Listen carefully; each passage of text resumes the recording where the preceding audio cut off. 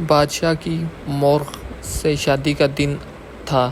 ادھر جیسے ہی غلام کو یہ خبر ملی کہ سندری گھر میں اکیلی ہے، اس کے دل میں امید جاگ اٹھی۔ وہ فوراً اپنی ماں لاجو کے پاس گیا اور بولا، امی میرے لیے دعا کریں، میں آج سندری کو واپس لانے جا رہا ہوں۔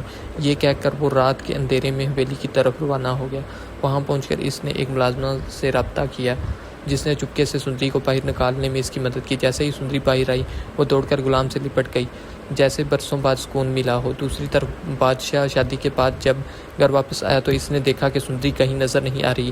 اس کا شک فوراً غلام پر گیا۔ غصے میں اس نے اپنے آدمیوں کو حکم دیا اور جلد ہی غلام کا سراغ لگا لیا۔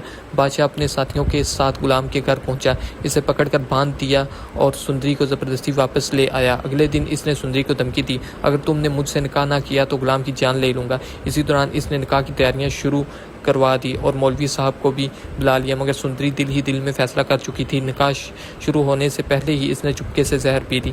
جیسے ہی نکاح کی رسم شروع ہوئی، سندری کی حالت بگڑ گئی اور وہ بے ہوش ہو کر گر پڑی۔ بادشاہ گھبرا گیا اور فوراً اسے اسپتال لے گیا۔ ڈاکٹر نے معائنہ کر کے بتایا کہ اس نے زہر پی لی ہے اور اس کی جان خطرے میں ہے۔ یہ سن کر بادشاہ کو اپنی غلطی کا شدت سے احساس ہوا۔ وہ روتے ہوئے سندری کے پاس گیا اور معافی مانگنے لگا۔ پھر وہ غلام کے پاس گیا، اسے آزاد کیا اور ہسپتال لے آیا۔ کچھ دیر بعد سندری کو ہوش آ گیا۔ اس نے آنکھیں کھول کر سب سے پہلے غلام کو دیکھا اور کہا، میں صرف تم سے محبت کرتی ہوں۔ یہ سن کر بادشاہ نے اپنی ضد چھوڑ دی۔ وہ گھر واپس آیا اور سب کے سامنے اعلان کیا کہ وہ ملک سے شادی ہی نکاح کرے گا۔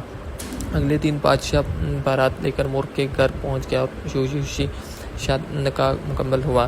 ادھر جب سندری صحتیاب ہوئی تو بادشاہ نے خود غلام اور سندری کی شادی کروا دی اور بطور تحفہ اپنی آدھی جائیداد بھی غلام کے نام کر دی۔ نکاح کے بعد غلام نے سندری کو ایک خوبصورت ہیرے کا تحفہ دیا اور دونوں نے نئی زندگی کا آغاز کیا۔